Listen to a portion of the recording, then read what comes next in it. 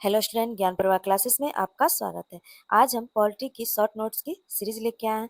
इसके पहले हमने इतिहास के तीनों भागों की शॉर्ट नोट्स की सीरीज का फुल वीडियो अपने चैनल पर अपलोड कर दिया है। अगर आप लोग उसे देखना चाहते हैं तो हमारे चैनल पर जाके प्लेलिस्ट में से देख सकते हैं। तो चलिए हम आज की टॉपिक की शुरुआत करते हैं। तो आज का हमारा टॉपिक है न्यायपालिका। इसमें हम पढ़ेंगे सर्वोच्च न्यायालय और उच्चतम न्यायालय। अगर आप लोगों को मेरा वीडियो अच्छा लगे तो वीडियो को लाइक कर दीजिएगा, चैनल को ज्वाइन कर लीजिएगा और बेल आइकन बटन भी दबा दीजिएगा कि मेरे आने वाले नेक्स्ट वीडियो का नोटिफिकेशन आप तक पहुंच सके। और इस वीडियो को शेयर भी कर दीजिएगा। तो चलिए हम टॉपिक की शुरुआत करते हैं। तो आज का हमारा टॉपिक है न्यायपालिका। भारतीय संविधान एकीकृत एवं स्वतंत्र न्यायपालिका की स्थापना करता है। न्यायपालिका का प्रमुख भूमिका यह है कि कानून का शासन की रक्षा और कानून की सुरक्षितता को सुनिश्चित करे।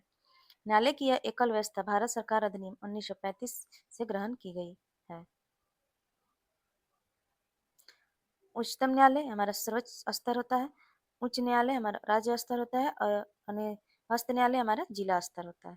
अब हम पढ़ेंगे सर्वोच्च न्यायालय के बारे में। सर्वोच्च न्यायालय अनुच्छेद 124 से 147 में है। उच्चतम न्यायालय भारत की सर्वोच्च न्यायिक संस्था है। भारतीय संविधान के भाग 5 में अनुच्छेद 124 से 147 तक उच्चतम न्यायालय का गठन, स्वतंत्रता, न्याय क्षेत्र, शक्ति एवं प्रक्रिया का उल्लेख है। इसकी स्थापना हमारा 28 जनवरी 1950 को हुई थी।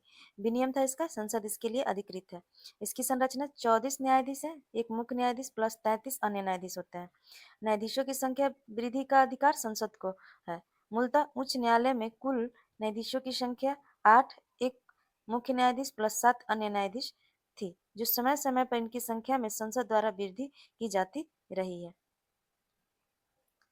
सर्वोच्च न्यायालय की हमारी नियुक्ति होती है राष्ट्रपति द्वारा, कोलेजियम की सलाह पर की जाती है। अर्हताएं है हमारी न्यायाधीश बनने के लिए निम्नलिखित अर्हताएं होनी चाहिए। इसमें हमारा एम है भारत का नागरिक हो, किसी उच्च न्यायालय में विभिन्न उच्च न्यायालयों का कम से कम 5 साल तक न्यायाधीश रहा हो। सी में हमारा उच्च न्यायालय में 10 वर्षों तक लगातार वकील रहा हो। डी में हमारा राष्ट्रपति के मत में उसे सम्मानित न्यायविद होनी चाहिए। हमारा ई में है 65 वर्ष की आयु पूरी ना हो। शपथ है राष्ट्रपति ऐसे कार्य के लिए इसके द्वारा नियुक्त व्यक्ति के समक्ष की शपथ दिलाई जाती है। कार्यकाल है, इसकी अधिकतम उम्र 65 वर्ष तक है। उसका वेतन होता है हमारा संसद द्वारा समय समय पर निर्धारित की जाती है। वर्तमान में मुख्य न्यायाधीश को 2,80,000 प्रति माह तथा अन्य न्यायाधीश को 2,50,000 रुपये प्रति माह दिए जाते हैं। इसका निष्कासन है राष्ट्रपति को संबोधित करके त्याग पत्र देना। महाभियोग प्रक्रिया द्वारा न्यायाधीश जांच अधिनियम 1968 के अनुसार प्रक्रिया। अभी तक किसी भी न्यायाधीश पर महाभियोग नहीं लगाया गया है। हमारे कार्यकारी मुख्य न्यायाधीश है। अनुच्छेद 126 के अनुसार मुख्य न्यायाधीश का पद रिक्त हो, अस्थायी रूप से मुख्य न्यायाधीश अनुपस्थित हो या वे अपने दायित्व के निर्वहन में असमर्थ हो। 33 न्यायाधीशों से है। तदर्थ न्यायाधीश है हमारे अनुच्छेद 127 के अनुसार भारत के मुख्य न्यायाधीश किसी उच्च न्यायालय के न्यायाधीश को अस्थायी काल के लिए तदर्थ न्यायाधीश नियुक्त कर सकता है, संबंधित उच्च न्यायालय के मुख्य न्यायाधीशों से परामर्श एवं राष्ट्रपति की मंजूरी के बाद। उच्चतम न्यायालय का स्थान अनुच्छेद 130 में दिया गया है। संविधान द्वारा तय जगह दिल्ली है, लेकिन राष्ट्रपति के पूर्व अनुमति से मुख्य न्यायाधीशों का स्थान परिवर्तन एवं निर्धारण का अधिकार है। यह व्यवस्था वैकल्पिक है। अब हम पढ़ेंगे उच्चतम न्यायालय की शक्तियां। सर्वोच्च न्यायालय के देश में नागरिकों के मूल अधिकारों का अधिरक्षक एवं संविधान का अभिभावक है। यह भारतीय संविधान का अंतिम व्याख्या करता है। इसका मूल क्षेत्र अधिकार है अनुच्छेद 131। केंद्र और राज्य के बीच विवाद, केंद्र और एक से अधिक राज्य के बीच विवाद, राज्य और राज्य के बीच विवाद। हम इसका मौलिक अधिकारों का संरक्षण, अनुच्छेद 32 के अंतर्गत 5 तरह के रिट हमारे होते हैं। अपीलीय क्षेत्राधिकार अनुच्छेद 132 से 136 देश का सबसे बड़ा अपीलीय न्यायालय है। इसके अंतर्गत संवैधानिक, दीवानी, आपराधिक मामले और विशेष अनुमति संबंधित अपील सुनाई जाती है। न्यायिक समीक्षा की शक्ति अनुच्छेद 137 के तहत केंद्र और राज्य के दोनों स्तरों पर विधायकी और कार्यकारी आदेशों को संवैधानिकता की जांच कर सकता है। परामर्शदात्री क्षेत्राधिकार अनुच्छेद 143 के तहत राष्ट्रपति को 2 श्रेणियों के मामले से उच्चतम न्यायालय के मुख्य न्यायाधीशों से परामर्श मांग सकता है। और ए में है सार्वजनिक महत्व के विवादों पर मत देने की अनिवार्यता नहीं है। बी किसी पूर्व संवैधानिक संधि, समझौता आदि मामले मत देना अनिवार्य, मत सलाहकारी होता है। राष्ट्रपति इस सलाह के मानने के लिए बाध्य नहीं है। और महत्वपूर्ण महत्वपूर्ण तथ्य हैं। भारत के पहले मुख्य न्यायाधीश हमारे हीरालाल जे कानिया थे। उच्चतम न्यायालय में प्रथम महिला न्यायाधीश फतीमा बीबी अक्टूबर 1989 थी। सबसे लंबे समय तक कार्यरत मुख्य न्यायाधीश हमारे थे यूवी चंद्रचूड़ 1978 से 1985। सबसे कम समय तक कार्यरत मुख्य न्यायाधीश थे कमल नारायण सिंह 17 दिन के थे। पहले अनुसूचित जाति के सीजीआई थे हमारे केजी बालाकृष्णन 2007 से 2010। एकमात्र सीजीआई जो कार्यवाहक राष्ट्रपति बने मोहम्मद हिदायतुल्लाह थे। उच्चतम न्यायालय की अब तक की सबसे बड़ी पीठ केशवानंद भारती बाद 1973 13 न्यायाधीश थी। जनहित याचिका के भारत के जनक है पीएन भगवती 1979। जनहित याचिका के भारत में माता है हमारी पुष्पा कपिला हिंगोरानी रोशन तारा खातून केस 1979।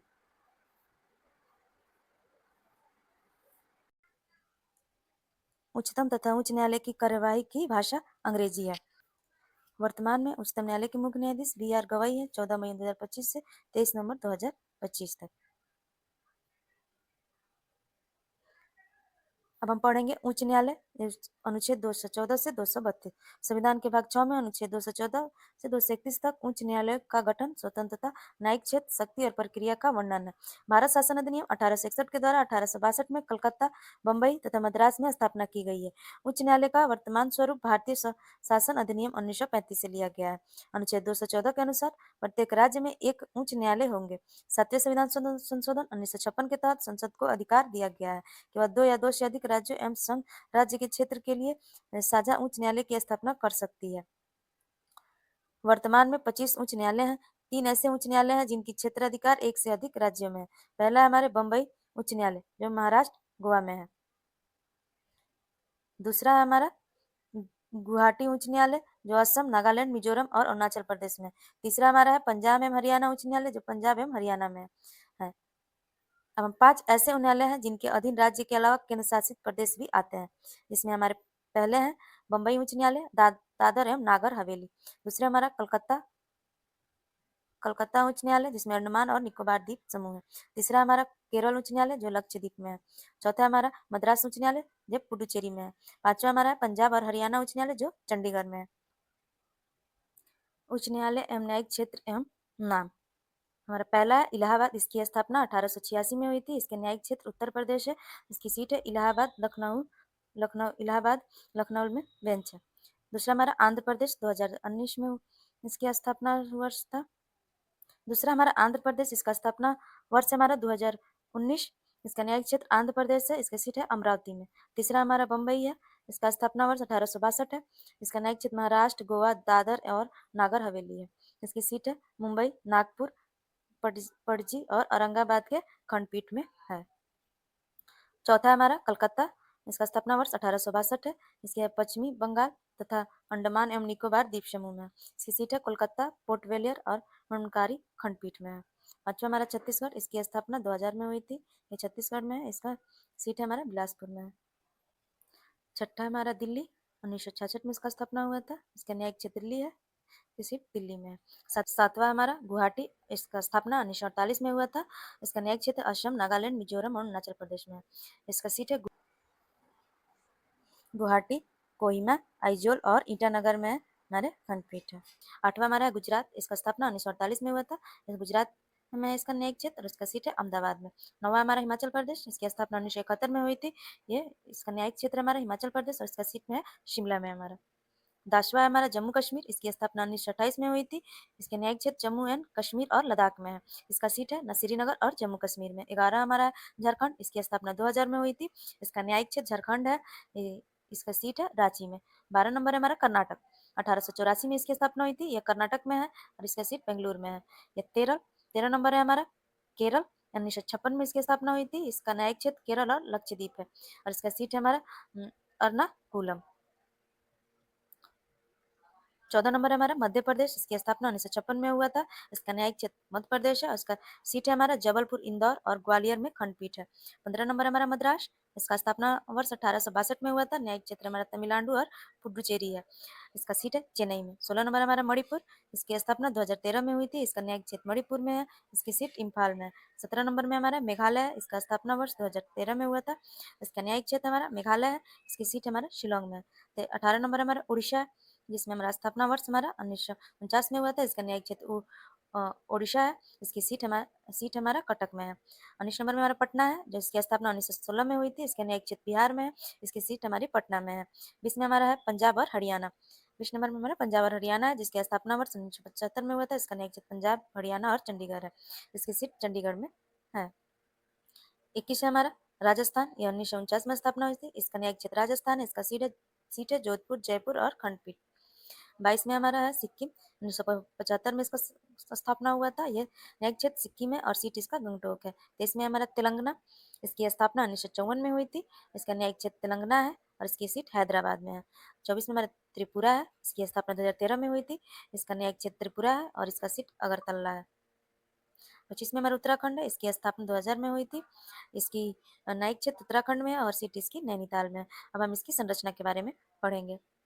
उच्च न्यायालय में न्यायाधीशों की संख्या निश्चित नहीं है, इसलिए आवश्यकता अनुसार राष्ट्रपति तय करते हैं। सबसे ज्यादा न्यायाधीश इलाहाबाद उच्च न्यायालय में है। इसकी नियुक्ति न्यायाधीश की नियुक्ति राष्ट्रपति द्वारा उच्च न्यायालय के मुख्य न्यायाधीशों से परामर्श लेकर किया जाता है। मुख्य न्यायाधीशों की नियुक्ति राष्ट्रपति भारत के मुख्य न्यायाधीश और संबंधित राज्य के राज्यपाल से परामर्श पे है।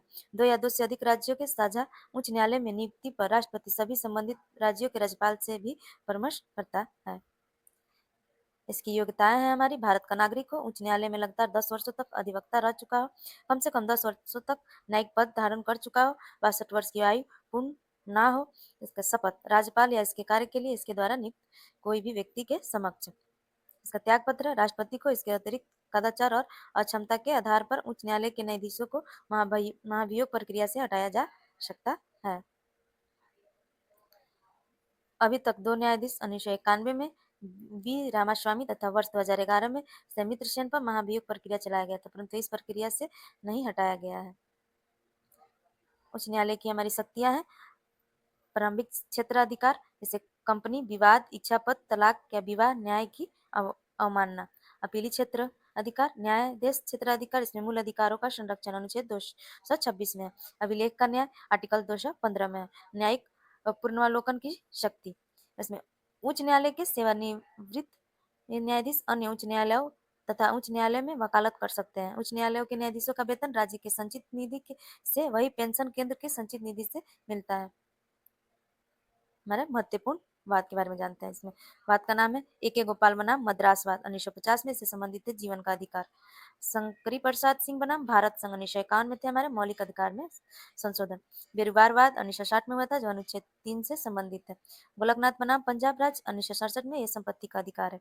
केशवानंद भारती बनाम केरल राज्य 1973 यह मूलभूत ढांचा है। मेनका गांधी बनाम भारत संघ 1978 यह जीवन का अधिकार है।